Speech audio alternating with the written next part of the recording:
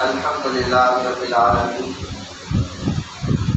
والصلاة والسلام علی سید المرسلین وعلی آلہ وصحبہ اجمعین، اما بعد،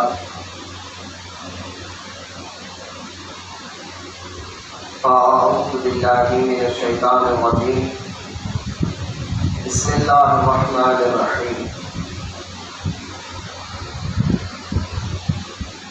یا الذین آمنوا اتقوا اللہ وابتغوا الیہ الوسیلہ۔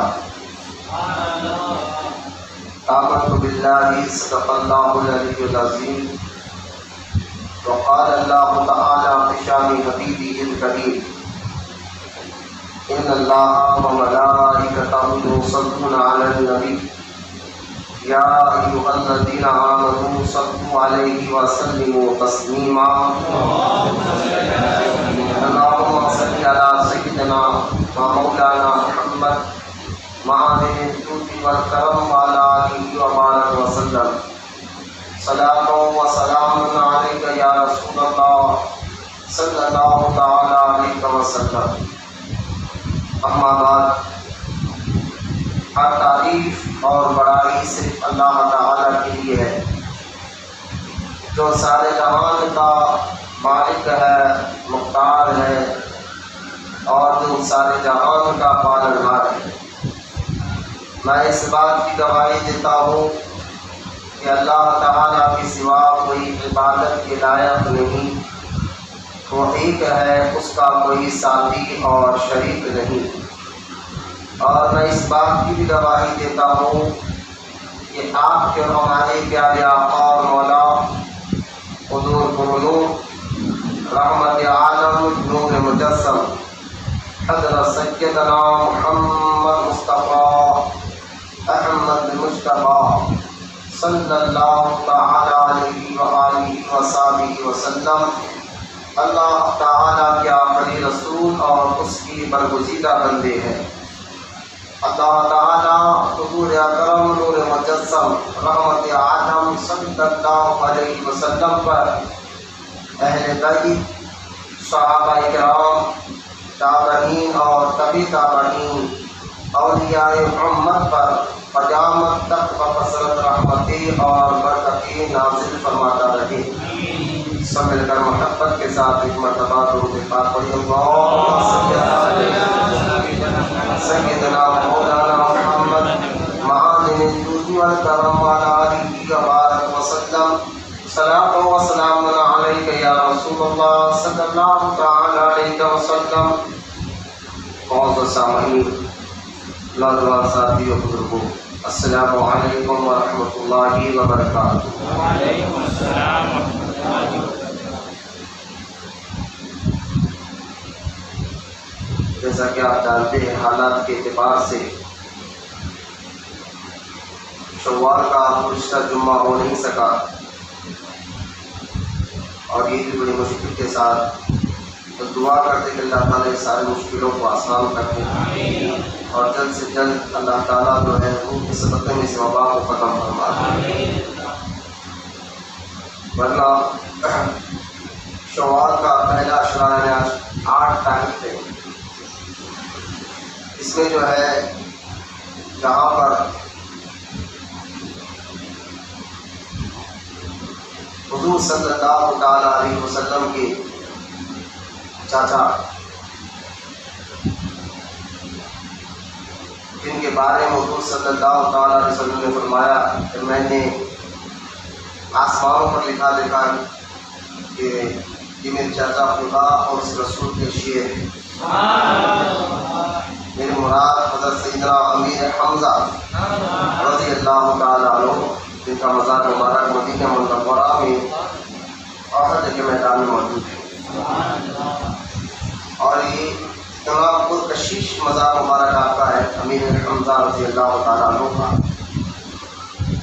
یہاں تک کہ بزرگان دین کہتے ہیں کہ اگر حضور سے کچھ بات منوانا یا حضور کو کچھ بات پہنچانا ہے تو وہ احد میں جا کر دعا کرے اور امیر حمزہ رضی اللہ تعالیٰ عنہ کی مزار مبارکہ پر معاوضہ عرض کرے تو سرکار اس صدقے میں اللہ تعالیٰ ان کی دعا کو ضرور قبول بھی کرتا ہے، کیونکہ حضور اپنے چاچا کی بات کو نہیں ٹالتے۔ تو امیر حمزہ رضی اللہ تعالیٰ عنہ کا عرس مبارک بھی شوال کے پہلے شروع ہوتا ہے۔ انشاءاللہ اگر زندگی باقی رہی تو آنے والے جمعہ میں ہم ان کا یوم منائیں گے۔ اور اسی شوال کے 6 تاریخ کو 6 شوال کو عرس ہوتا ہے حضرت سیدنا خواجہ عثمان ہرمنی رضی اللہ تعالیٰ عنہ۔ خواجہ عثمان ہرمنی رضی اللہ تعالیٰ عنہ کا مقام و مرتبہ سے اس سے اندازہ کر لیں کہ آپ پھر مرشد ہیں خواجہ بری نواز کے۔ حضور عطا رسول خواجہ خواجگان خواجہ معین الدین حسن خواجہ غریب نواب رضی اللہ تعالیٰ عنہ کے پیر مرشد، ان کا عرس مبارکہ 6 شوال کو ہوتا ہے، جن کا مزار مبارک مکہ میں جنت المالا قبرستان میں موجود ہے۔ تو آج انشاءاللہ ہم اسی ہستی کے متعلق کچھ اہم باتیں سنیں گے، سمجھیں گے اور ان سے فیض بھی انشاءاللہ روحانی طور پر لیں گے اور کچھ باتیں سیکھنے اور سمجھنے، کیونکہ یہ اولیاء اللہ کا ذکر کرنا اس سے بھی اللہ تعالیٰ بلاؤں کو ٹال دیتا ہے، بیماریوں کو ختم فرما دیتا ہے۔ اس نیت کے ساتھ سنیں تاکہ اللہ تعالیٰ، کیونکہ حدیث مبارکہ میں آتا ہے جہاں ولیوں کا ذکر ہوتا ہے وہاں اللہ کی رحمتوں کا نزول ہوتا ہے۔ تو انشاءاللہ جہاں اللہ تعالیٰ کی رحمت برستی ہے پھر وہاں سے بیماری اور بلایات ختم ہو جاتی ہیں۔ تو اللہ ان محبوب بندوں سے راضی ہے، اللہ ان محبوب بندوں سے راضی ہے، تو ان کے ذکر سے تو راضی ہوتا ہے۔ بلکہ میں یوں کہوں کہ اللہ کے نیک بندوں کا ذکر کرنا یہ اللہ کی بھی سنت ہے، رسول پاک کی بھی سنت ہے۔ کیونکہ قرآن پاک میں جہاں اللہ تعالیٰ نے نماز، روزہ، حج، زکوٰۃ احکام کے بارے میں حکم فرمایا ہے، وہیں پر قرآن پاک میں اللہ تعالیٰ نے اپنے نیک بندوں کا بھی ذکر کیا ہے، اپنے ولیوں کا بھی ذکر کیا ہے۔ کہیں پر اللہ تعالیٰ نے فرمایا ان اولیاء اللہ لا خوف علیہم ولا هم يحزنون کہا، تو کہیں پر اللہ تعالیٰ قرآن پاک میں یہ بھی کہتا ہے ان اولیاء الا المتقون۔ کہیں پر اللہ تعالیٰ سورہ نمل میں آصف بن بلقیہ کا واقعہ کر رہا ذکر فرماتا ہے، کہیں پر اللہ سورہ عمران میں بی بی مریم کی کرامت کا ذکر کرتا ہے، کہیں پر اللہ تعالیٰ قرآن پاک میں سورہ کہف میں اصحاب کہف کے واقعے کو ذکر فرماتا ہے۔ پتہ کیا چلا، اللہ کے نیک بندوں کا ذکر کرنا یہ اللہ کی سنت بھی ہے۔ اگر ہم حدیث مبارکہ پہ غور کریں تو علامہ یوسف نبہانی رحمۃ اللہ تعالیٰ علیہ اپنی کتاب جامع الکرامات، علامہ یوسف نبہانی رحمۃ اللہ تعالیٰ علیہ جو ہے فلسطین کے رہنے والے ہیں اور یہ اعلیٰ حضرت کے دور کے مجدد ہیں، اعلیٰ حضرت کے دور کے بزرگ ہیں آپ، اور اعلیٰ حضرت ایک ہی دور کے تھے لیکن یہ فلسطین کے رہنے والے ہیں۔ ان کی کتاب ہے جامع الکرامات، اس میں آپ نے کئی حدیثوں پر لکھا ہے کہ سرکار دو عالم علیہ السلام نے پچھلے کئی اولیاء اللہ کا ذکر کیا ہے۔ بنی اسرائیل میں حضرت جریج کا ذکر سرکار نے فرمایا ہے، ایک بہت بڑے بزرگ تھے جریج نامی، تو ان کی ماں کی بات نہ سننے پر پھر ان پر کیا معاملہ ہوا کہ بعد میں ماں ان کی بات توبہ کو بلانے ان کی معاف کرنے پر کیا معاملہ ہوا، کرامت کا ذکر حدیث مبارکہ سے ثابت ہے۔ اور صحیح مسلم کتاب التوبہ میں وہ واقعہ کی سرکار نے بیان فرمایا کہ بنی اسرائیل میں ایک شخص کا جو 99 لوگوں کو قتل کر چکا تھا، بعد میں کسی عالم سے پوچھا جو میں ظاہر رکھتا تھا، میں باتیں نہیں رکھتا تھا، اور اس کو بھی قتل کر دیا، کہ اللہ معاف کرے گا یا نہیں کرے گا۔ اسے پوچھنے پر اس نے کہا تو 99 آدمی کا قاتل ہے، تو اللہ کیسے معاف کرے گا؟ تو اس نے اس کو بھی قتل کر دیا تھا۔ بعد میں بڑی طویل بات میں مختصر سنا رہا ہوں، حدیث بتا اس لیے رہا ہوں کہ یہاں بھی اللہ تعالیٰ نے اپنے محبوب بندوں، اللہ کے رسول علیہ السلام نے اپنے محبوب بندوں کا ذکر کیا۔ تو معلوم کیا ہوا، اللہ کے نیک بندوں کا ذکر کرنا اللہ کی بھی سنت ہے، رسول پاک کی بھی سنت ہے صلی اللہ تعالیٰ علیہ وسلم۔ تو لہٰذا اسی سنت کو آگے کرتے ہوئے قادر خواجہ جو دین حسن خواجہ فرید نواز رضی اللہ تعالیٰ عنہ کے پیر و مرشد ہے، حضرت سیدنا خواجہ عثمان ہرمنی رضی اللہ تعالیٰ عنہ، ان کو ہارونی بھی کہتے ہیں۔ ہرمن اصل میں وہ نام ہے ہرمن، لیکن زیادہ استعمال سے ہم اس کو ہارونی بھی کہتے ہیں، تو کوئی غلط نہیں ہے۔ اگر کوئی خواجہ عثمان ہارونی بھی کہہ رہا ہے تو یہ کوئی بات، کوئی لفظ جو ہے نا زیادہ استعمال سے وہ لفظ بگڑ جاتا ہے، تو اس میں خیر کی کوئی معاملہ نہیں۔ آپ ہرمن کی پیدا وہاں پر پیدا ہوئے۔ ہرمن کہاں پر ہے؟ موجودہ سمرقند میں۔ سمرقند کے ایک علاقہ ہے ہرمن، وہاں، اور یہ سمرقند اب موجود ہے ایران میں۔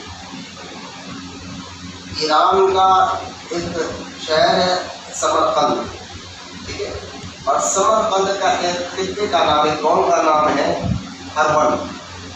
وہاں کی آپ کے پیدائش ہے خواجہ عثمان ہرمنی رضی اللہ تعالیٰ۔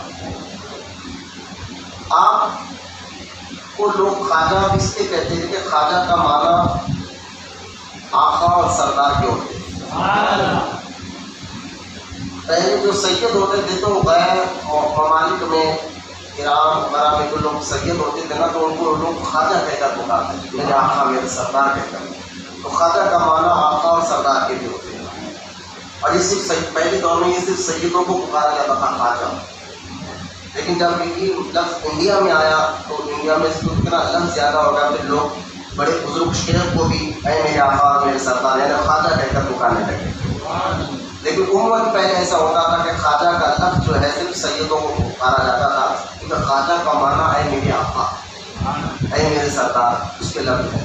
اور کیوں نہ ہو، اہل بیت تمام امت مسلمہ کے سردار اور آقا ہے، کیونکہ حضرت خواجہ عثمان ہرمنی رضی اللہ تعالیٰ عنہ یہ امام حسین کی اولاد میں سے، آپ حسینی سید ہیں، علی نواز کے پیر و مرشد حسینی سید ہیں، ایک تو یہ، اس لیے آپ کو خواجہ کہا جاتا۔ آپ بچپن ہی میں خواجہ عثمان ہرمنی رضی اللہ تعالیٰ عنہ نے قرآن پاک کو حفظ کر دیا۔ سلسلہ چشت کے جو مسئلہ ہے، یہ بات یاد رکھیے، میں آپ کو بتاتا چلوں۔ خواجہ عثمان ہرمنی رضی اللہ تعالیٰ عنہ کے پیر و مرشد حضرت خواجہ حاجی شریف زنجانی رحمۃ اللہ تعالیٰ، ان کا مزار کہاں پر ہے؟ ان کا مزار مبارک بخارا میں ہے۔ زنجانی ایک علاقہ بخارا میں بھی ہے، اگر آپ گوگل پر سرچ کریں گے بخارا کا ایک علاقہ ہے زنجانی، وہاں پر جو ہے نا خواجہ حاجی شریف زنجانی رحمۃ اللہ تعالیٰ کا مزار پاک ہوتا ہے۔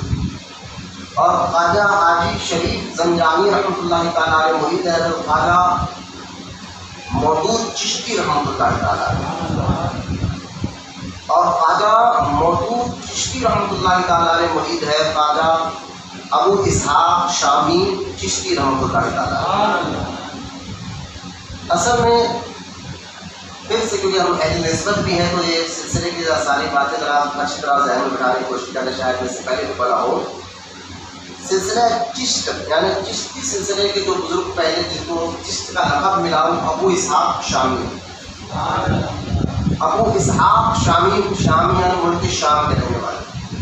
جب اپنے پیر و مرشد سے اجازت دی ہے مرید ہونے کے بعد، بیعت اور خلافت کے بعد، تو آپ کے پیر و مرشد نے کہا تھا کہ ابو اسحاق، آج سے تم ابو اسحاق شامی نہیں، آج سے تم ابو اسحاق چشتی ہو، اور تمہیں چشت کا جو علاقہ ہے، چشت اصل میں ایک قوم کا نام تھا، علاقے کا نام تھا چشت، جو آج بھی افغانستان سے 77 کلومیٹر دور پر یہ علاقہ آتا ہے، 70 کلومیٹر یا 77 کلومیٹر پر یہ آج بھی یہ علاقہ افغانستان میں آیا۔ پہلے یہ علاقہ جو ہے نا ایران کے ایک حصہ تھا، ابھی افغانستان کا حصہ ہوتا ہے، ابھی موجودہ وہاں پر دو بڑے بزرگ کی مزار ہے ابھی، وہ چشتی جو علاقہ ہے، ایک ابو اسحاق چشتی کی مزار ہے، ایک خواجہ مودود چشتی رحمۃ اللہ تعالیٰ کی مزار ہے۔ دونوں بزرگان دین کے مزار مبارکہ موجود ہے، تو لہٰذا آپ کے پیر و مرشد نے فرمایا تھا کہ آپ وہاں اس علاقے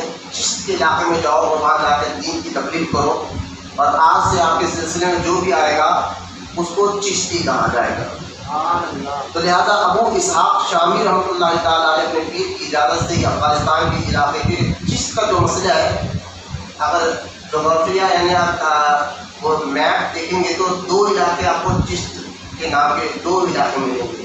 ایک افغانستان میں ملے گا چشت کا علاقہ، اور دوسرا جو ہے آپ کو ایک ملے گا پاکستان میں. پاکستان میں ایک علاقہ ہے جس کو سندھ کی طرف ایک علاقہ ہے جس کو چشت کہتے ہیں، اور وہ اس کو چشت اس لیے کہتے ہیں کہ وہاں خواجہ غریب نواز کے بھانجے کی مزار ہے. لہٰذا خواجہ غریب نواز رضی اللہ تعالیٰ کے سکے بھانجے کی مزار مبارکہ ہوا علاقے میں پوری چشت کہتے ہیں. لیکن جو چشت کا جو علاقہ پرانا قدیم ہے وہ افغانستان کا علاقہ جو پہلے ایران میں تھا موجودہ افغانستان کے علاقے میں. تو یہاں 2 بڑے بزرگ کی مزار ہے. تو آپ خواجہ ابو اسحاق چشتی رحمۃ اللہ تعالیٰ نے خلافت دی تھی خواجہ مودود چشتی کو، اور خواجہ مودود چشتی رحمۃ اللہ تعالیٰ نے خلافت دی تھی حاجی شریف زنجانی رحمۃ اللہ تعالیٰ کو، اور حاجی شریف زنجانی رحمۃ اللہ تعالیٰ نے خلافت دی تھی حضرت خواجہ عثمان ہرمنی رضی اللہ تعالیٰ. اور خواجہ عثمان ہرمنی کے مرید خاص خواجہ غریب نواز رضی اللہ تعالیٰ. ہم اس سے اندازہ کر لیں کہ وہ ہمارے غریب نواز کے بھی ان کے روحانیت کا کتنا مقام ہوگا، کتنا بڑا مرتبہ ہوگا اللہ تعالیٰ جو غریب نواز کے بھی مشہور. اور سلسلہ چشت کی ایک اور خاصیت میں آپ کو بتاتا ہوں. سلسلہ چشتیہ اس پر بھی میں یہاں پر کئی بار بیان ہوا ہے، شاید وہ ریکارڈنگ ہو گیا ہوگا کہ سلسلے بنے کیسے، کیوں بنے، کیسے بنے. اس پر بھی ہمارا بیان یہاں پر ہوا ہے، اس لیے بنے، ضرورت کیوں پڑی سلسلوں کی. لیکن یہ میرا اس وقت ٹاپک نہیں ہے. اگر میں اس ٹاپک کو چھوڑوں گا تو پھر بہت لمبا وقت ہو جائے گا. لیکن اہم باتیں میں آپ کو بتانے کی کوشش کرتا ہوں. سلسلہ چشت کی ایک اور خاصیت یہ ہے کہ سلسلہ چشتیہ میں جتنے ایک کے بعد ایک بڑے بڑے بزرگان دین آئے اور کسی اور سلسلے میں نہیں ہے. حالانکہ سارے سلسلوں کو فیض ملتا ہے غوث اعظم سے، یہ بھی ذہن میں رکھیں، کیونکہ غوث اعظم جو ہے قطب القونین، قونین کے قطب ہے، سردار اولیاء ہے، امام الاولیاء ہے. تو سب کو ہر ولی کو فیض ملتا ہی غوث اعظم سے، اس میں کوئی شک نہیں.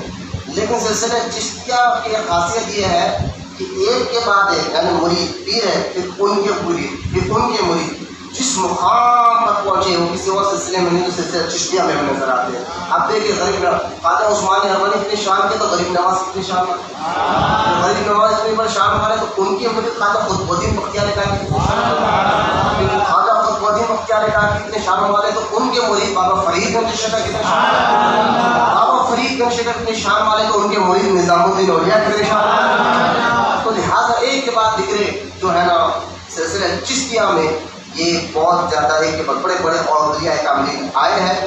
ایک یہ بات اور فرق اس سے سلسلہ چشتی اس سلسلے نے جو بر صغیر میں، بر صغیر سے مراد انڈیا اور پاکستان ہے، بر صغیر میں اس سلسلے نے سب سے زیادہ دین کا کام کیا. بر صغیر میں سلسلہ ہر قادری سلسلہ بھی ہے، سہروردی سلسلہ، لیکن اس سلسلے نے بر صغیر میں سب سے زیادہ کام کر رکھا. اور میرا مقصد معاذ اللہ یہ نہیں ہے کہ میں جو ہے نا سلسلہ چشتیہ کو یعنی غریب نواز و غوث اعظم سے بڑا بناتا ہوں، ایسا نہیں ہے.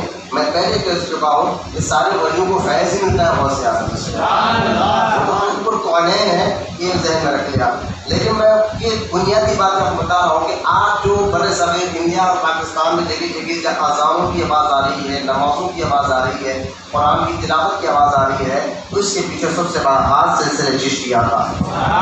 بہت سے بڑے اگر میں بتانے بیٹھوں، چاہے وہ پنجاب ہو، چاہے وہ دلی ہو، چاہے وہ راجستھان ہو، چاہے وہ انڈیا کے جو 29 اسٹیٹ ہیں، اگر ہر اسٹیٹ میں آپ کو ایک چشتی بزرگ ضرور ملے، ان کی اپنی ایک تاریخ ہے. ہر اسٹیٹ میں آپ کو چشتی سلسلے کے بڑے بڑے اولیاء کاملین ملیں گے.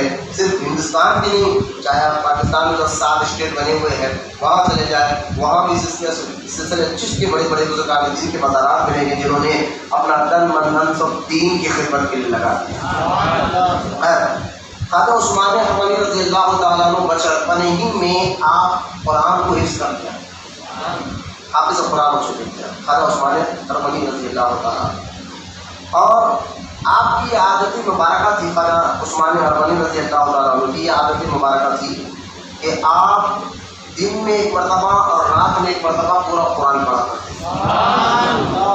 سلسلہ چشت کی خاصیت ہے کہ قرآن زیادہ پڑھتے، سلسلہ چشت کے بزرگان دین کو آپ دیکھیں، قرآن کی تلاوت ان کی یہاں بہت زیادہ اہمیت کی ہے۔ ہمارا تو یہ کہ ہم سال میں بھی شاید ایک مرتبہ پورا قرآن پڑھتے یا ختم کرتے نہیں معلوم۔ ہمارا تو یہ ہے کہ سال میں ایک مرتبہ پورا قرآن ہم ختم کرتے نہیں کرتے نہیں معلوم۔ باتیں تو ہماری بڑی بڑی ہوتی ہے کہ ہم تو رکوع کرتے یہ کرتے ہیں، لیکن عمل میں ایک قیامت کی نشانیوں میں سے ایک نشانی ہے، روایت میں نے سنا تھا کہ قیامت کے قریب صرف جو ہے نا بولنے والے ہوں گے، جب باتیں ایسے کریں گے جیسے نبیاں بات کرتے تھے، انبیاء علیہ السلام کی جیسے طریقے کی بات کریں گے، لیکن عمل ان کا کچھ نہیں ہوگا۔ تو بات کرنے کے نہیں ہوگا، عمل بھی دیں گے۔ تو سلسلہ صوفی جو ہوتا ہے نا، علم میں بھی اور عمل میں بھی مضبوط ہوتا ہے، یعنی جو وہ بولتے وہ کر کر بھی بتاتے۔ بزرگان دین کی خاصیت ہے اللہ والوں کی، وہ جو بولتے ہیں اس کو کر کر بھی بتاتے ہیں، کیونکہ تو وہ علم اور عمل دونوں کے پاس ہوتا ہے۔ اب غور کریں کہ آج ہمارا جو ہم تو سال میں ایک بار جو قرآن پورا ختم کرتے نہیں، ہم کو قرآن سے لگاؤ ہی نہیں رہا۔ میں کسی بزرگ کا قول مجھے یاد آ گیا، کسی نے کہا کہ آپ فرماتے تھے کہ جب میں چاہتا ہوں کہ میں یہ چاہتا ہوں کہ میں اللہ سے بات کروں تو میں نماز پڑھتا ہوں، جب میں یہ چاہتا ہوں کہ میں اللہ سے بات کروں تو میں نماز پڑھتا ہوں، اور جب چاہتا ہوں کہ اللہ مجھ سے وعدہ کرے تو میں قرآن پڑھتا ہوں۔ قرآن اب دیکھیے غریب نواز رضی اللہ تعالیٰ عنہ کی اس ترانے بالکل وہاں پر چلا بنا ہوئے بابا فرید گنج شکر، بابا فرید گنج شکر رضی اللہ تعالیٰ کا چلا مبارک وہاں پر بنا ہوا ہے۔ حالانکہ بابا فرید گنج شکر رضی اللہ تعالیٰ عنہ اتنے بڑے بزرگ ہیں کہ آپ کے بارے میں آتا ہے کہ بابا فرید گنج شکر یہ مفتی جلال الدین امجدی رحمۃ اللہ تعالیٰ نے اپنی کتاب بزرگوں کے عقیدے اس میں اپنی واقعہ لکھا، فرماتے کہ بابا فرید گنج شکر رضی اللہ تعالیٰ عنہ مرید بننے کے لیے جب آئے تھے تو آپ کا ارادہ غریب نواز سے مرید بننا تھا۔ تو غریب حج میں تشریف لائے تو غریب نواز کو دیکھا کہ ایک سوکھے جھاڑ کے نیچے غریب نواز بیٹھے، جھاڑ سوکھا ہے اور غریب نواز وہاں بیٹھے ہوئے، ابھی مرید نہیں ملے تھے بابا فرید گنج شکر، سننا ذہن میں رکھنا بات۔ تو وہاں پر آئے تو آپ نے کہا نظر ڈالی کہ اتنا بڑا ہند کا بادشاہ ہے اور ایک سوکھے جھاڑ کے نیچے بیٹھا ہے، تو بابا فرید نے نظر ڈالی تو ان کی نظر سے وہ جھاڑ ہرا بھرا ہو گیا۔ مرید بننے سے پہلے بابا فرید کی روحانیت کیا ہے؟ اب یہ روحانیت آتی کیسے ہے؟ میں ایک موضوع یہ لے کر بتاؤں انشاءاللہ۔ تو لہٰذا یہ نظر ڈالی تو وہ سوکھا جھاڑ ہرا بھرا ہو گیا تھا، اور پھر غریب نواز رضی اللہ تعالیٰ عنہ نے نظر ڈالی تو پھر وہ جھاڑ سوکھ گیا، پھر بابا فرید گنج شکر نے پھر نظر ڈالی اس جھاڑ پر تو پھر ہرا بھرا ہو گیا، تو دوسری مرتبہ غریب نواز نے نظر ڈالی تو وہ جھاڑ سوکھ گیا، 3 مرتبہ ایسا ہوا کیونکہ وہ غریب نواز کی پیٹھ پیچھے تھے۔ چوتھی مرتبہ غریب نواز نے فرمایا کہ فرید الدین میں اللہ کی رضا پر راضی ہوں، اللہ چاہتا ہے کہ جھاڑ سوکھا رہے تو میں اس کی رضا میں راضی ہوں، تم اس کو ہرا بھرا کیوں کر رہے ہو اور تم مجھ سے مرید بن جاؤ ہو، تم جاؤ تمہارا حصہ میرے خلیفہ قطب الدین بختیار کاکی کے پاس۔ بابا فرید گنج شکر کے بارے میں آتا ہے کہ آپ غریب نواز کی مزار کے سرانے بیٹھ کر قرآن پڑھو۔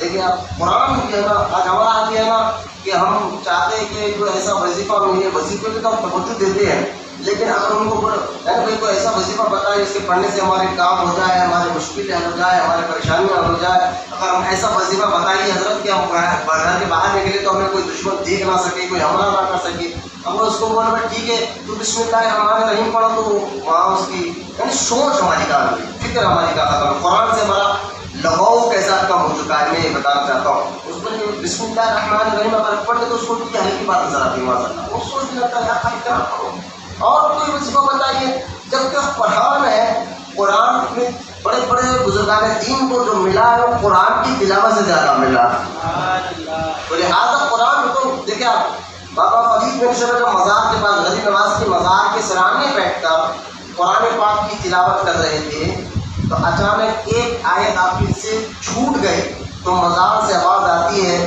بیٹا فرید تم نے فلاں آیت چھوڑ دیا، پھر سے پڑھو، پھر سے پڑھو، پھر آپ پھر سے پڑھے تو پھر مزار سے آواز آتی ہے کہ اے فرید الدین اب بہت عمدہ پڑھا آپ نے، بہت اچھا پڑھا، میں خوش ہوا پڑھنے سے۔ معلوم آپ لوگ وہ تو پوچھتے ہیں مزار شریف کے پاس جا کر بیٹھ کر کیا پڑھنا چاہیے، تو اس واقعے سے پتا کیا چل رہا ہے کہ اللہ والے قرآن مزار شریف کے پاس جو بیٹھ کے کوئی قرآن پڑھتا ہے تو اس کو سنتے بھی ہے، اس کے پڑھنے پر وہ خوش بھی ہوتے ہیں، خوش بھی ہوتے. تو ہم چاہیے قرآن سے زیادہ لگاؤ رکھے. سلسلہ چشت میں تو یہ سارا جو ہے نا لگاؤ زیادہ ہوتا تھا، تو لہٰذا خواجہ عثمان حرمانی رضی اللہ تعالیٰ عنہ کو قرآن سے لگاؤ دیکھ کے آپ دن میں قرآن پڑھا کرتے تھے اور رات میں قرآن پڑھا.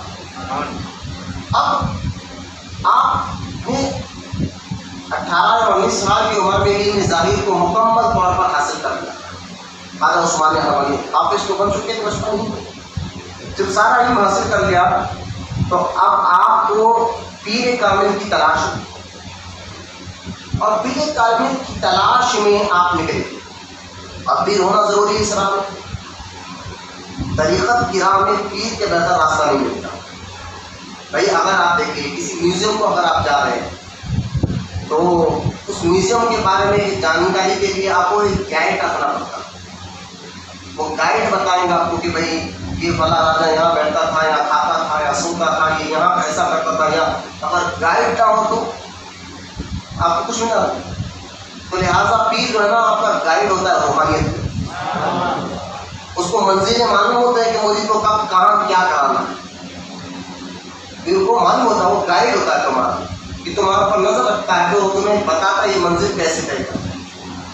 لیکن آج ہمارا حال یہ کہ قرآن میں اللہ فرماتا ہے میری راہ میں وسیلہ نہ وقت کو الیہ وسیلہ، وسیلہ لے کر آؤ. لیکن ہم جو ہے نا کسی پر توجہ نہیں دیتے. جیسا کہ دیکھیے آپ، ہم آگ سے بچنے کی تیاری کرتے ہیں، ہوا سے بچنے کی تیاری کرتے ہیں، پانی سے بچنے کی تیاری کرتے ہیں. تو میں کہتا ہوں جس طرح آپ آگ سے، ہوا سے، پانی سے بچنے کی تیاری کرتے ہیں، گھر ایسے بناتے ہیں، کپڑے ایسے پہنتے ہیں، تو لہٰذا یہ ساری تیاریاں کرنا بھی چاہیے. تو جہاں آپ اس سے بچنے کی تیاری کرتے ہیں وہیں پر آپ یہ بھی جانیں کہ نفس سے کیسا بچے، نفسانی خواہشات سے کیسا بچے، شیطان کے وسوسے سے کیسا بچے. تو اس کے بچنے کی تیاری آپ کو پیر بتا دیں. اور پیر یہ سارے گائیڈ ایسے گائیڈ ہوتے ہیں، وہ ساری چیزوں سے گزر چکے ہوتے ہیں کہ نفس کہاں بھٹکتا ہے، کیسے بھٹکتا ہے، یہ پیر و مرشد کو معلوم ہوتا ہے. تو بعض وقت جو ہے نا ہم اس راہ میں علم تو حاصل کر لیتے ہیں، علم آنے کے بعد تکبر ضرور آتا ہے. شیطان کے پاس علم تھا، تکبر آ گیا. تو علم آنے کے بعد تکبر ہو جاتا ہے. اسی لیے بزرگان دین پہلے علم حاصل کرتے تھے، پھر علم حاصل کرنے کے بعد اس کو صحیح علم نافع بنانے کے لیے پیر و مرشد کی خدمت میں جاتے ہیں. تو علم آنے کے بعد انانیت آتی ہے، تکبر آتی ہے، سوچ بدل جاتی ہے. ایسے کئی واقعات میری زبان کی نوک پر اگر میں سناؤں گا تو کافی وقت زیادہ ہو جائے گا. میں آپ کو سمجھانا چاہتا ہوں کہ پیر و مرشد ایک گائیڈ ہوتا ہے روحانی طور پر. وہ آپ کو منزل طے کراتے ہیں. ان کو پتہ ہوتا ہے کہ جیسا آپ کو پتہ ہے کہ آگ سے کیسے بچنا ہے، ہواؤں سے کیسے بچنا ہے، طوفان سے کیسے بچنا ہے، اس کی تیاری آپ کرتے ہیں. تو پیر و مرشد کو پتہ ہوتا ہے کہ نفس سے کیسے بچانا ہے، نفس امارہ کیا ہے، نفس مطمئنہ کیا ہے، نفس راضیہ کیا ہے. اس ساری منزلیں پیر و مرشد کو پہلے سے پتہ ہوتا ہے کیونکہ وہ اس منزل سے گزر چکے ہوتے ہیں. اس لیے بزرگان دین علم حاصل کرنے کے بعد وہ پیر و مرشد کی خدمت میں جاتی تھی تاکہ ان کی خدمت میں رہ کر اس مسئلے کو اور آسانی سے سمجھا کرے. تو لہٰذا آپ ہرون سے نکلے، آپ کو معلوم ہوا کہ بخارا میں ایک علاقہ ہے زنجان، وہاں پر حضرت خواجہ حاجی شریف رحمۃ اللہ تعالیٰ علیہ کے خانقاہ ہے. تو آپ بخارا شہر آئے زنجان میں، اور آپ جب اپنے پیر و مرشد کی خدمت میں پہلی مرتبہ حاضر ہوئے، پہلی مرتبہ خواجہ عثمان حرمانی رضی اللہ تعالیٰ عنہ، جیسا ہی حاضر ہونا تھا آپ کے پیر و مرشد نے ان کو دیکھتے ہی کہا دیکھ آ گیا. گویا ان کی زندگی میں پہلی بار ملاقات ہو رہی، دونوں کی پہلی بار ملاقات ہو رہی. لیکن جو اللہ کو پہچانتا ہے پھر ساری کائنات کو پہچان لینا چاہتا. تو لہٰذا جیسے اس کو دیکھا، دیکھتے کہا آ گیا، تیرا ہی انتظار تھا. اور فوراً بلایا اور بلا کر کہا کہ قیام بھی کرنا ہے، سیام بھی کرنا ہے. مرید بنا کر کیا کہا؟ قیام بھی کرنا ہے، سیام بھی کرنا ہے. تو لہٰذا ایک روایت میں آتا ہے کہ 3 سال، اور ایک روایت میں آتا ہے 70 سال. ذہن رکھنا، آپ نے رات بھر عبادت کی اور دن میں روزہ رکھا. پیر و مرشد نے وہ 3 سال تک تو آپ اپنے خانقاہ میں رکھ کر 3 سال، یہ تو مضبوط روایت ہے کہ 3 سال تک جو ہے اور آپ کی روایتوں کو پڑھنا ہے تو غریب نواز کی انیس الارواح پڑھ لیجیے. غریب نواز نے جو انیس الارواح لکھ کر اپنے پیر کی جو شان بیان کی ہے آپ اس کے لیے اندازہ نہیں کر سکتے. تو لہٰذا 3 سال تک تو اپنے اپنے خانقاہ میں رکھ کر آپ کو ایسا مجاہدہ کیا اور فرمایا تھا کہ اے عثمان حرانی تجھے قیام بھی کرنا ہوگا, صیام بھی کرنا ہوگا اور میری کسی بات کی مخالفت نہیں کرنی ہوگی. آپ نے کہا میرے پیر جو آپ کا حکم ہو میں اپنے سر کو بھی جھکاتا ہوں, دل کو بھی جھکاتا ہوں. 3 سال تک خواجہ عثمان حرانی کو آپ کے پیر و مرشد نے رات بھر قیام یعنی عبادت میں گزارا اور دن بھر جو ہے روزے کی عادت میں گزارا. اس کو کہتے ہیں مجاہدہ. اور یہ مجاہدہ کرانے سے ہوتا کیا ہے؟ تو لہٰذا یہ مجاہدہ ہر صوفی کے لیے ضروری ہوتا ہے. بغیر مجاہدے کے جو ہے نا دیکھیے بھائی بغیر مجاہدے کے آپ کو کوئی روحانیت مل نہیں سکتی. آپ کیوں سمجھیے, آپ پہلے دیکھیے صوفی, آپ اگر کئی لوگوں کو ہے نا اپنے آپ کو تو بہت ڈینگے مارتے ہیں لیکن ان سے پوچھا وہ صوفی کا معنی کیا ہے, لفظ یہ صوفی کب سے آیا اور کیوں آیا, تو بہت سے لوگ آپ کہتے ہیں یہ تو نئی باتیں. لیکن صوفی پہلے لفظی بات میں بتا رہا ہوں. صوفی لفظ ہے نام, یہ کب سے پڑا؟ صوفی کا لفظی نام پڑا کب سے اور کیوں پڑا اور اس کے پیچھے کیا مقصد ہوتا ہے؟ صوفیہ اکرام کس کو کہتے ہیں؟ تو صوفیہ اکرام کس کو کہتے ہیں؟ اس سے پہلے صوفی کس کو کہتے ہیں؟ پہلے صوفی کا لفظ جو ہے نا بات رسالہ قشیریہ, رسالہ قشیریہ کتاب کا نام ہے. اس کو ضرور پڑھا کریں. یعنی اس کے لیے بھی پیر یا استاد کو ہونا ضروری ہوتا ہے, لیکن اس کو بڑے بڑے بزرگان دین اپنی خانقاہوں میں اپنے مریدوں کو پڑھایا. نظام الدین اولیاء نے تک اس کتاب کو پڑھایا رسالہ قشیریہ کو. اور جو ہے نا اعلیٰ حضرت امام احمد رضا خان رضی اللہ تعالیٰ عنہ نے اپنی کتاب ملفوظات میں اور بہت سی جگہ فتاوی رضویہ میں اس کے بہت سے حوالے دیے ہیں. تو آپ نے رسالہ قشیریہ میں 2 روایت کو اس کتاب میں روایت کیا کہ صوفی لفظ نام یہ کب سے آیا اسلام کے اندر. آپ بات ہے کہ حضور کی ایک روایت میں آتا ہے کہ حضور کے اندر حضور کے دور مبارکہ میں کچھ صحابہ تھے جنہوں نے ظاہری زندگی شادی نہیں کی اور نہ ان کا کوئی کاروبار تھا نہ ان کا گھر تھا. تو 300-400 کے قریب وہ صحابہ تھے. وہ صرف دن بھر روزہ رکھتے, عبادت کرتے, حضور کے پیچھے نماز پڑھتے اور حضور کے حکم سے جہاد میں جاتے. ان کا کام صرف عبادت تھا, اللہ تعالیٰ کرنا تھا, ذکر تھا. اور ان کے لیے سرکار نے مسجد نبوی کے باہر ایک چبوترا بنایا اور اس چبوترے کو آپ اصحاب صفہ کا چبوترا کہتے ہیں.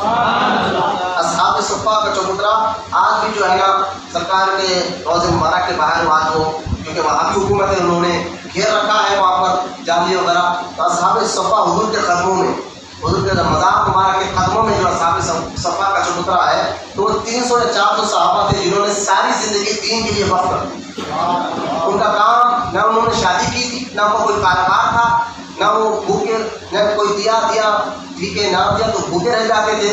ابو ہریرہ رضی اللہ تعالیٰ عنہ بھی اصحاب صفہ میں سے ایک صحابی ہے. تو وہ 300 جب سے اصحاب صفہ آئے تب سے صوفی کا لفظ آیا کہ روایت یہ صوفی.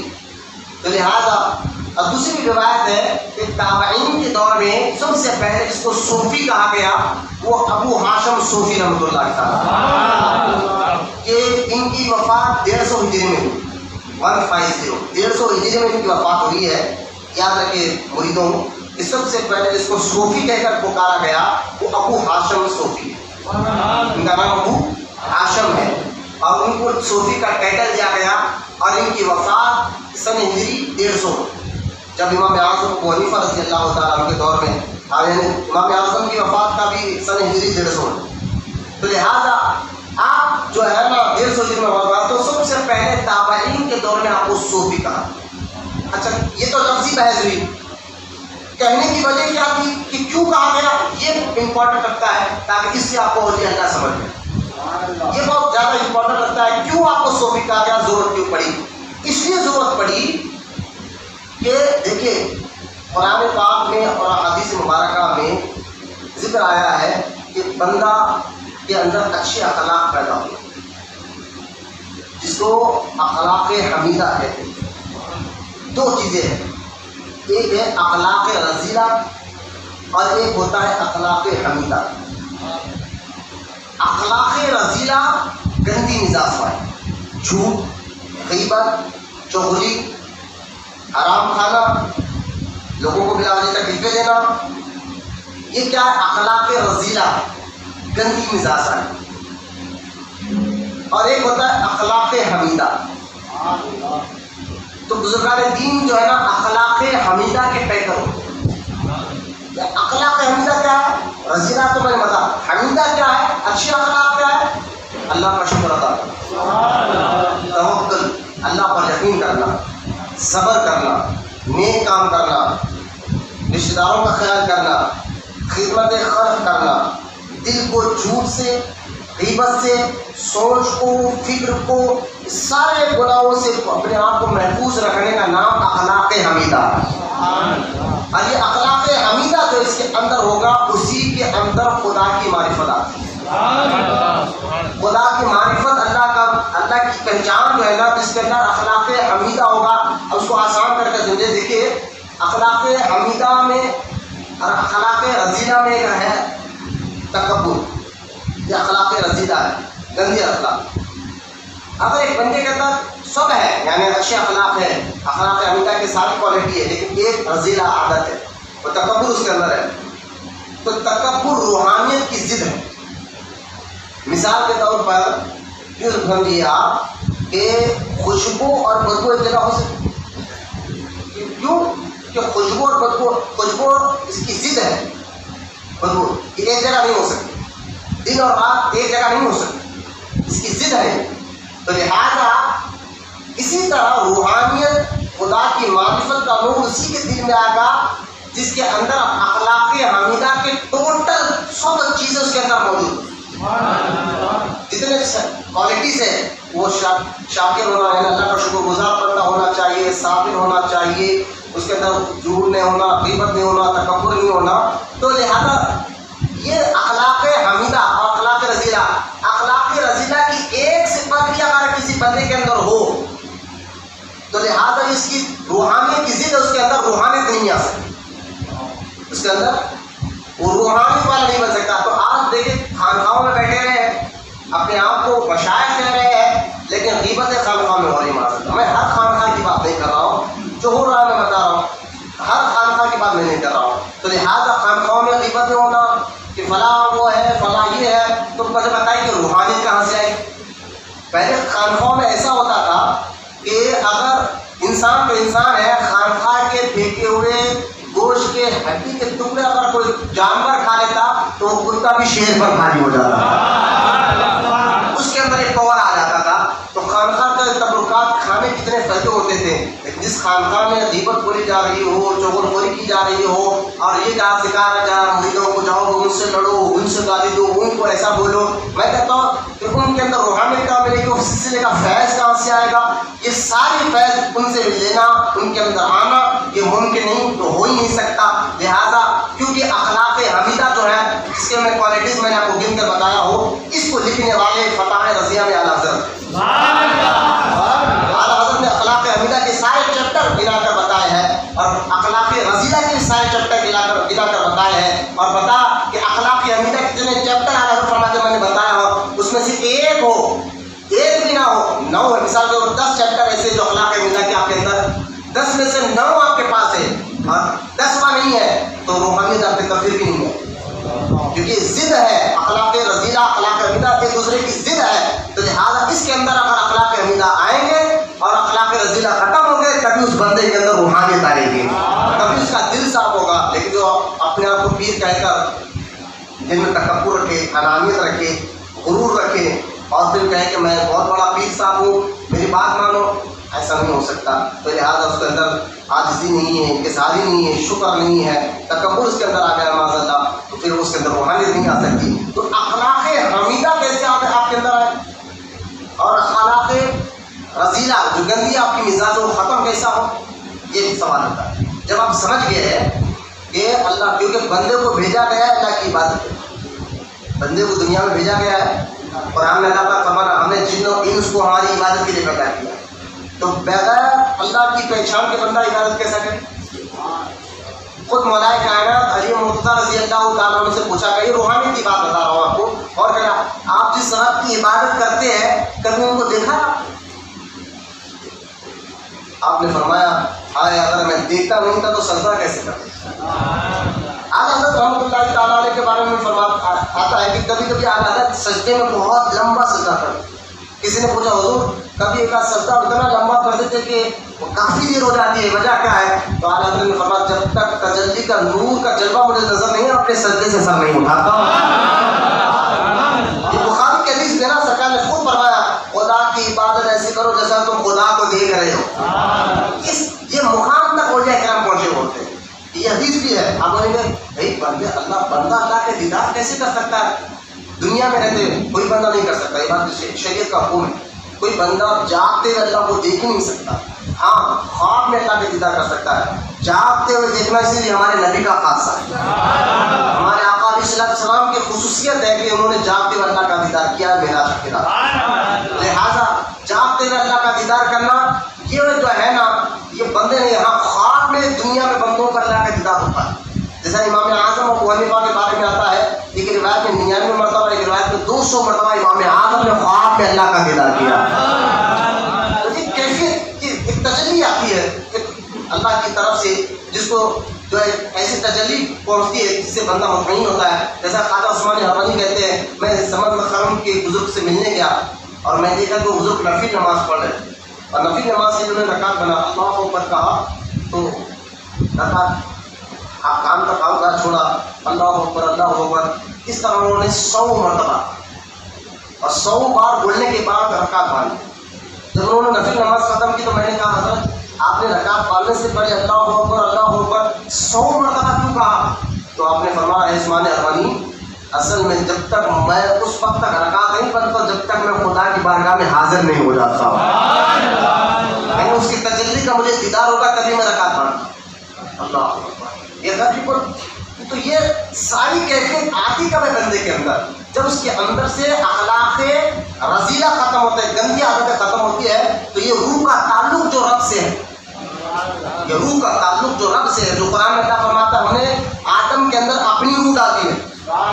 تو یہ تعلق جو گناہوں میں آ کر تب گیا ہے نا یہ روح، تو یہ جاگتی کیسے ہے؟ تو اس کے اندر اخلاق حمیدہ پیدا کرنا ہوگا، اخلاق رذیلہ آپ کی گندی مزاج کو ختم کرنا ہوگا. اب سوال جو اٹھتا ہے کہ آپ کے اندر گندی مزاج کیسے ختم ہو، اچھی مزاج اچھے اخلاق آپ کے اندر کیسے آئے؟ تو اس کو پیر و مرشد اسی کے لیے اس کو مجاہدہ کراتے ہیں. اس کو کیا کراتے ہیں؟ مجاہدہ کراتے ہیں تاکہ وہ بندہ مجاہدہ کر کر اپنی گندی عادتوں کو ختم کرے، اپنے اندر نیکی سے محبت پیدا کرے، اپنے اندر شکر کا جذبہ پیدا کرے، اپنے اندر نیکی کا کام کرنے کا جذبہ پیدا کرے. اس ساری مزاج جو ہے نا مجاہدے سے پیدا ہوتی ہے. اس لیے خواجہ عثمان حرانی جو غریب نواز کے پیر و مرشد ہیں آپ کے بارے میں آتا ہے کہ آپ نے 70 سال تک اپنے پیٹھ کو زمین پر نہیں لگایا. 70 سال تک. اب غوث اعظم کے بارے میں کہ آپ نے خود غوث اعظم فرماتے ہیں میں نے 40 سال تک عشاء کے وضو سے فجر کی نماز ادا کی. کیا یہ مجاہدہ ہے؟ اس مجاہدے سے آپ کی گندی عادتیں ختم ہوتی ہیں، سوچ ختم ہوتی ہے، آپ کے اندر سے عقل ختم ہوتا ہے، تکبر ختم ہوتا ہے. اس لیے خواجہ غریب نواز رضی اللہ تعالیٰ عنہ جیسے بزرگان دین نے مجاہدے کیے. بڑے بڑے اولیاء کرام آج بھی چلے کرتے ہیں اپنے مرید کو چلا کرواتے. کم سے کم چلا 40 دن کا ہوتا ہے، اس سے کم تو ہوتا نہیں. تو 40 دن کا چلا ہوتا ہے. تو یہ آپ کے پیر و مرشد نے یعنی خواجہ عثمان حرانی کے پیر و مرشد نے خواجہ حاجی شریف زندانی نے آپ کو 3 سال تک خانقاہ میں رکھ کر رات بھر عبادت کرنے اور دن میں روزہ رکھنے کا حکم عطا کیا. اور آپ نے سارے کام عمل کیا، یہ مشقت کی اور محنت کی، مجاہدہ کیا. تو اس کے بعد بھی آپ نے 70 سال تک اپنے پیٹھ کو زمین پر نہیں لگایا. تو وہ ایسے بنے کہ 2 انگلیوں میں آپ نے غریب نواز کو عرش اعظم کا جلوہ دیکھا. کافیت آئی کہاں سے عثمان حرانی کے پاس کہ آپ نے 2 انگلی کھول کر کہا تھا اے معین الدین بتاؤ یہ 2 انگلیوں میں نظر کیا آ رہی ہے؟ تو جہاں نظر والے کو آپ دیکھ رہے ہیں تو دکھانے والے کو بھی دیکھیں وہ کتنا شان والا ہے. 2 انگلیوں میں دیکھ کر فرمایا تھا بتاؤ کہ تمہیں نظر کیا آ رہا ہے؟ انہوں نے کہا تھا حضور میں تو عرش دیکھ رہا ہوں. پھر 2 انگلیوں کو دیکھ کر کہا تھا بتاؤ کیا نظر؟ کہا تھا تو سارا دیکھ رہا ہوں. تو لہٰذا خواجہ عثمان حرانی رضی اللہ تعالیٰ عنہ آپ کے ذریعے سے اللہ تعالیٰ نے بہت سے دین کا کام لیا. آپ اپنے پیر کے جو بخارا میں زنجان کے علاقے میں 3 سال ساتھ رہنے کے بعد پھر آپ وہاں سے نکلے. غریب نواز سے پوچھے اس کے بعد کیا ہے. خود غریب نواز فرماتے ہیں کہ میں جب یہ اپنے پیر و مرشد کی خدمت میں گیا تو غریب نواز کے پیر و مرشد اس وقت خواجہ عثمان حرمانی رضی اللہ تعالیٰ عنہ جو ہے بغداد میں مسجد جنید میں، جہاں جنید بغدادی کا روزہ وہاں پر آپ پڑھ رہے تھے، اور وہاں غریب نواز بالکل آپ پہلی مرتبہ غریب نواز کی ملاقات اپنے پیر سے ہوئی. اور جب ملاقات کے لیے گئے اور جیسے ہی ملاقات کے لیے آپ جنید مسجد جنید میں آپ نے قدم رکھا تو خواجہ عثمان حرمانی ممبر پر سے دیکھ کر کہا آ گئے. ایک لفظ جو ہے نا کہ پیر و مرشد نے خواجہ حاجی شریف زندانی نے کہا تھا اپنے خواجہ عثمان حرمانی کو دیکھ کر آ گیا، اسی طرح کا لفظ آپ نے اپنے خواجہ عثمان حرمانی نے غریب نواز کو دیکھ کر کہا آ گیا. یہ وہ ہے جس کا حصہ میں پہلے انتظار کر رہا تھا. اور غریب نواز سیدھا ہے جس ممبر پر آپ بیٹھے تھے اس ممبر کو آپ چھو کر بوسہ لے کر بیٹھ جاتے ہیں. اسی وقت آپ نے وہ مرید بنا. اس کے بعد غریب نواز خود کہتے ہیں میں اپنے پیر کی خدمت 20 سال رہا. کتنے سال؟ 20 سال رہا. اور آپ کی ڈیوٹی کیا تھی؟ خود غریب نواز کہتے ہیں میں اپنے پیر کے چپل اٹھا کر پھرتا. جس بستر پہ میرے پیر سوتے تھے وہ پیر کی بستر کو اپنے سر پر رکھ کر دیتا. غریب نواز کے پیر و مرشد خود غریب نواز کہتے ہیں کہ پیر کا بستر اٹھانا، پیر کی نالین اٹھانا یہ میری ڈیوٹی تھی. تو لہٰذا جس کی خدمت میں ایسے بڑے بزرگ ہو وہ میرے خواجہ عثمان حرمانی کا کیا مقام ہے. خواجہ عثمان حرمانی رضی اللہ تعالیٰ عنہ کے بارے میں 2 باتیں سنا کر انشاءاللہ ہم جماعت سے نکل جائیں گے. ایک تو یہ کہ خواجہ عثمان حرمانی جب بھی نماز پڑھتے تھے تو آواز آتی تھی نماز کے بعد. کیا نماز تھی؟ آج ہماری نماز دیکھیے ہم کو تو نماز کے کچھ آداب بھی نہیں کچھ آداب بھی نہیں، خیالت نہیں، نہ شرائط اس کے پتہ ہے. کتنے ظاہر کتنے باطنی ظاہری شرائط ہے، باطنی شرائط ہے. اللہ تعالیٰ میں سیکھنے اور سمجھنے کی توفیق عطا فرمائے. لاک ڈاؤن چل رہا ہے، میں کہتا ہوں بچوں آپ لوگ جو نماز کے لیے بھیج رہے ہیں میں کہتا ہوں سب سے پہلے سیکھو. آپ نماز کا یہ وقت ہے، انٹرنیٹ پہ سنی علماء کے تک بیانات ہے، اس پہ آپ جا کر نماز کا طریقہ آپ سیکھیے. اگر آپ کو اردو آتا ہے تو بہت اچھی بات ہے، نہیں آتا ہے جس کو اردو آتا ہے تو میں کہتا ہوں وہ مومن کی نماز کتاب خریدے یا پھر گوگل پر جا کر وہ اس کتاب کو ڈاؤن لوڈ کر لے. مومن کی نماز کی PDF کو ڈاؤن لوڈ کر لے. اس میں نماز کا پورا طریقہ ہے کیونکہ سیکھنا فرض ہے. اگر جو نماز جیسے سرکار کہتی ہے، سرکار نے فرمایا قیامت کے قریب قیامت کی نشانیوں سے ایک نشانی یہ بھی ہے، سرکار نے فرمایا کہ میری امت میں کچھ لوگ ہوں گے جو 60 سال کی عمر تک نماز پڑھیں گے لیکن اللہ ان کی نمازوں کو قبول نہیں کرے گا. پوچھا کہ حضور کیوں؟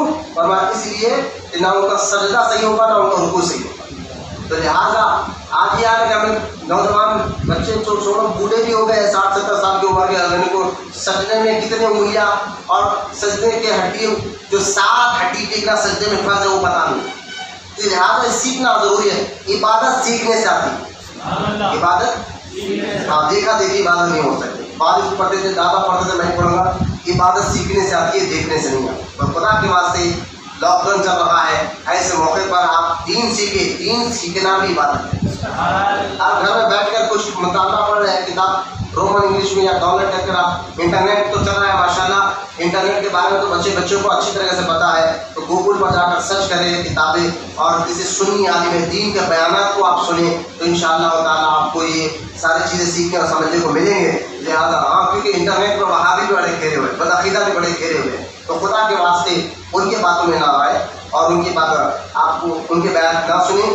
لہٰذا خواجہ غریب نواز رضی اللہ عنہ پیر و مرشد کی میں بات سنا رہا تھا کہ آپ نماز کے لیے جب بھی نماز پڑھتے تو نماز ختم ہونے کے بعد آواز آتی تھی اے عثمان حرمانی ہم تمہاری عبادت سے خوش ہوئے، مانگو کیا مانگتے ہو. نماز کے مرشد آواز آتی ہے مانگو کیا مانگتے ہو تو خواجہ عثمان حرمانی کہتے ہیں اللہ میں تجھی سے تجھی کو مانگتا ہوں، اس سے تجھی کو مانگتا ہوں. آواز آتی ہے ہم نے قبول کیا اور مانگو تو خواجہ عثمان حرمانی کہتے تھے اللہ میں یہ چاہتا ہوں کہ امت محمدیہ میں سے 30,000 لوگوں کی تو بخشش فرمائے. یعنی آپ نے دعا فرمائی. ایک روایت میں 18,000 بھی ہے، ایک روایت میں 30,000 بھی ہے. آپ نے دعا فرمائی اس امت کے جو گناہ گار ہیں ان میں سے بخش دے. تو اللہ کی جانب سے آواز آتی تھی اے عثمان حرمانی میں تمہارے صدقے میں امت محمدیہ کے 30,000 گناہوں گاروں کی بخشش فرمائے. یہ ایک نماز میں نہیں، اسی طرح کی ہر نماز میں عثمان حرمانی کو آواز آتی تھی. ساری زندگی کتنی نمازیں ہیں اور کتنی بار آپ کے ذریعے سے اللہ نے گناہ گار بخشا. ایک بار ساری زندگی آواز آتے رہی اور آپ نے یہی کہا تجھ سے تجھی کو مانگتا ہوں اور امت محمدیہ کی بخشش چاہتا ہوں. لہٰذا اللہ تعالیٰ ان کی دعاؤں کے سب ہمیں بھی بخشش عطا فرمائے. اور غریب نواز رضی اللہ تعالیٰ کے پیر و مرشد جو ہے نا ایک مرتبہ کیونکہ جو مرید اخلاق حمیدہ اس کے اندر آ جاتے ہیں, اخلاق رضیلہ ختم ہو جاتے ہیں تو یہ فیض پھر کونے کونے تک پہنچاتے ہیں. یہ لوگوں کو فیض پہنچانے کے لیے کرتی ہے کہ آپ ایک بار جنگل سے گزر رہے تھے تو کافی ٹائم ہو گیا تھا, مریضوں نے کہا حضور کہیں 2 یا 3 دن ہو گئے ہم سفر میں ہیں لیکن کھانے کو کچھ نہیں ملا. تو آپ نے فرمایا کہ ٹھیک ہے, مریضوں سے کہا کہ جاؤ کہیں سے آگ کا انتظام کرو تاکہ ہم کھانا پکائیں. آپ کے مریض گئے تو دیکھا تو کچھ لوگ گاؤں میں آگ جل رہی تھی, ان سے کہا کہ آگ لینا چاہتا ہوں میں. گاؤں والوں نے کہا یہ آگ نہیں ہے ہمارا, ہم اس کی عبادت کرتے یہ ہمارا خدا ہے, اس میں سے ہم آگ نہیں دے سکتے. تو آپ کے مرید آئے آ کر خواجہ عثمان حرانی سے کہا حضور کہ کچھ قوم کے لوگ ہیں انہوں نے آگ کی عبادت کی اور کہہ رہے ہیں کہ یہ اس کی عبادت کرتے ہیں اور اس کے لیے یہ آگ دینے کے لیے تیار نہیں ہے. خواجہ عثمان حرانی کہا کہ چلو ٹھیک ہے ان سے بات کرتے چل کے آپ خود تشریف لے کر اس قوم میں اور آ کر کہا لوگوں کہ آگ کی پوجا کیوں کرتے ہو. لوگوں نے کہا کہ یہ ہمارے باپ دادا کرتے ہیں, ان کو آتش پرست کہتے ہیں. تو کہتے ہیں ہم باپ بھی کرتے تھے دادا بھی کرتے تھے ہم بھی کر رہے ہیں اس کی عبادت. تو آپ نے فرمایا کیوں کرتے ہو. لوگوں نے کہا ہم نے کہا نا کہ ہمیں پتہ نہیں بس ہم باپ دادا کرتے تھے اور سنتے تھے ہمارے باپ دادا سے آپ کی عبادت کرنے سے آگ ہمیں نہیں چلائی. تو کہا کتنے سال سے کر رہے باپ داداؤں سے کرتے ہوئے آ رہے. تو آپ نے فرمایا کہ ابھی نہیں جلائے گی, ہاتھ ڈال کر ابھی بھی آگ جلاتی نہیں جلاتی ہے. تو کہا نہیں یہ تو آگ جلاتی ہے. تو عثمان حرانی نے کہا کہ اتنے سال سے عبادت کر کے فائدہ کیا, اس کی عبادت کرو جس نے آپ کو پیدا کیا. انہوں کو مانے نہیں. تو خواجہ عثمان حرانی نے گاؤں کا جو مکھیا تھا سرپنچ تھا اس کے گود میں وہ بیٹے کو لے کھڑا تھا, ان کے بیٹے کو گود میں لیا اور گود میں لے کر آپ سیدھا آگ کے اندر داخل ہوئے. خواجہ عثمان حرانی آپ کے اندر سلام علی ابراہیم جو آئے تھے سورہ ابراہیم علیہ السلام پر جو آگ ٹھنڈی ہو جائے جو قرآن میں ہے اللہ پاک نے اتارا تھا, یہ آیت پڑھتے خواجہ عثمان حرانی آگ کے اندر داخل ہو اور آگ کے اندر داخل ہو گئے. اب سارا مکھیا نے کہا ہے ایک فقیر آیا تھا وہ خود تو جلا گیا تو گیا, میرے بیٹے کو بھی اندر لے کر چلے گا. وہ چیخ پکار کرنے لگا, سارا کو جمع ہو گیا آپ کے قریب, سب رو رہے ہیں کہ ہمارا خود تو مرنا تھا ہمارا معذ اللہ, خود تو جانا تھا تو چلا گیا لیکن میرے بیٹے کو ساتھ کیوں لے کر گیا, ہمارے مکھیا کے بیٹے کو ساتھ کیوں لے کر گیا. کچھ 1 گھنٹہ کی روایت بات ہے کئی گھنٹے رہے نے. جب لوگوں کو اچھی طرح معلوم ہوگا کہ آگ میں جا کر کئی گھنٹے گزر چکے ہیں, جب سارے لوگوں کو اچھی طرح معلوم ہو اس کے بعد خواجہ عثمان حرانی باہر زندہ سلامت باہر. جب سلامت باہر آئے تو دیکھا کہ آگ تو آپ کو دور کی بات ہے آپ کے باپ کو تک نہیں جلا سکی, نہ وہ سرپنچ کے مکھیا کے بیٹے کو جلا سکی. تو لوگوں نے اس بچے سے کہا بھائی تم آپ کے بچے کیسا, آگ نے جلا کیوں نہیں. وہ بچہ کہنے لگا ہم آگ میں جیسے ہی داخل ہوئے تو آگ وہاں ختم ہو گئی, وہاں تو ایک باغ بن گیا, وہاں تو باغ. اس کرامت کو دیکھو سارا کا سارا قوم اسلام کو قبول کرتا. اللہ والے کرامت اللہ کے لیے دکھاتے اپنے نام نمود کے لیے تاکہ لوگوں کو اس کرامت کے ذریعے اللہ پر یقین آ جائے, لوگوں کو اس کرامت کے ذریعے دین پر یقین آ جائے, قرآن حدیث پر یقین آ جائے. اس لیے اللہ والے کرامت دکھاتے تھے. لہٰذا اس کرامت کو دیکھ کر وہ سارا کا سارا قوم اسلام قبول کیا اور سب کے سب اسلام قبول کیا. جہاں آپ جب رہی تھی برسوں سے اسی جگہ کو آپ نے بجوایا اور بجا کر وہاں پر مسجد تعمیر کرانے لگائی اور اس گاؤں کے مکھیا کو دین کی ضروری باتیں سکھائی اور نظر لا کر ولایت دلائی. اس کے بعد کہا کہ اب تم یہاں تبلیغ کرتے رہو. یہ میرے غریب نواز کے پیر و مرشد کا مقام مرتبہ ہے اور جن کے مرید و غریب نواز ہو اس سے اندازہ کرے کہ وہ روحانی کا مقام کیا ہوگا. انشاءاللہ اگر یہ لاک ڈاؤن جب ختم ہوگا تب ہمارا جو ٹاپک ہے ہمارا جمعہ جو ہر جمعہ یہاں پر 2:30 بجے جماعت ٹھہرتی ہے, 2:40 کو جماعت ٹھہرتی ہے. لیکن ابھی لاک ڈاؤن چل رہا ہے تو حالات کے اعتبار سے میں یہ بات کو یہاں ختم کر رہا ہوں. 6 شوال کو خواجہ غریب نواز کے پیر و مرشد اس نے تشریف لے کے آپ کا مزار مبارک مکہ میں جنت المالا میں موجود ہے. مکہ میں قبرستان اس کو جنت المالا کہتے ہیں. اس قبرستان میں غریب نواز کے پیر و مرشد کی مزار بنا ہوتا ہے. لہٰذا 6 شوال 8 شوال لہٰذا میں کہوں گا کہ آپ مجاہد فاتحہ دلائیں، دعا کریں کہ اللہ ان کے وسیلے سے کم سبھی کورونا وائرس کو ختم فرمائے، اس وبا کو ختم فرمائے۔ جو گائیڈ لائنس دیے گئے حکومت کی طرف سے احتیاط کرنے کے ساری احتیاط بھی کریں۔ میں یہی کہہ رہا ہوں ڈرنا اللہ سے ہے، لڑنا کرونا سے۔ ڈر اللہ کا رکھو، لڑو کرونا سے۔ اپنی سوچ سے گناہ کرنے کی عادت ختم، سوچ بھی ختم کرو، تب یہ وبا ہے۔ اس وبا کا ایک علاج ہے سچی توبہ۔ یہ بیماری کی شکل میں رفتہ رفتہ یہ عذاب بنتے جا رہا ہے کہ کیا نہ ہو کہ جہاں پر حضور کی شان میں اتنے گستاخیاں ہو رہی ہو، حضور کے والدین کے بارے میں ایسا بولا جا رہا تو ایسے لوگ تو آئیں گے بیماری کی لپٹ میں۔ اللہ ہمارے ایمان اور عقیدے کی حفاظت فرمائے۔ لہٰذا اس کا واحد علاج سچی توبہ ہے۔ اب توبہ کیسے؟ کم سے کم اپنی سوچ فکر بھی تو وہ صاف رکھے اور سچے پیر کے ہاتھ میں ہاتھ دے، وہ بتائے کہ آپ کے اندر اچھے اخلاق کیسے پیدا ہو گے انشاءاللہ۔ تو لہٰذا آنے والا جب لاک ڈاؤن ختم ہوگا تو انشاءاللہ تعالیٰ جب زندگی باقی نہیں ہے تو ہم تب ہمارے جو معمول کی ٹائم ہے، یعنی 1 بجے سے بیان شروع ہوتا ہے، یعنی 12:50 سے 1 کو 10 منٹ کم رہنے سے، اور 2:30 بجے تک بیان چلتا ہے ہر جمعہ الحمدللہ، اور بالکل تعظیم اور ادب کے ساتھ یہاں پر بیٹھنے کا میں بتاتا ہوں۔ تو لہٰذا آنے والے لاک ڈاؤن کے بعد انشاءاللہ پھر جمعے کی ٹائم پھر سے برابر ہو جائے گی، کیونکہ اب وقت میں ختم کر رہا ہوں، کیونکہ کچھ لوگ باہر سے بھی آئے ہیں۔ 1-2 آدمی کر نماز کے بعد دھیرے دھیرے جائیے، اور جو ہے تاکہ کچھ آپ پر آفت نہ آئے۔ دعا کریں اللہ تعالیٰ سے اللہ تمام کو کہنے سننے سے اللہ ہماری توفیق عطا فرمائے، اللہ ہماری عبادتوں کو قبول فرما، اللہ ہمارے روزوں کو قبول فرما، اللہ ہمارے ظاہر باطن جسم روح دل کو پاک بنا دے، ہمارے دلوں میں علم نافع کو داخل فرما، سینے میں اسلام کی محبت کو داخل فرما، دل میں سنیت کے درد کو داخل فرما، اللہ ہمیں سچا عاشق رسول بنا، قیامت تک ہماری نسلوں میں عاشق رسولوں کو پیدا فرما۔ ہم سب کی دعاؤں کو اللہ حضور اکرم صلی اللہ تعالیٰ علیہ وسلم کے صدقے اور خواجہ عثمان حرونی رضی اللہ تعالیٰ عنہ کے صدقے مولا ہم سب کی دعاؤں کو قبول اور مقبول فرما۔ وما علینا الا البلاغ والحمد للہ رب العالمین۔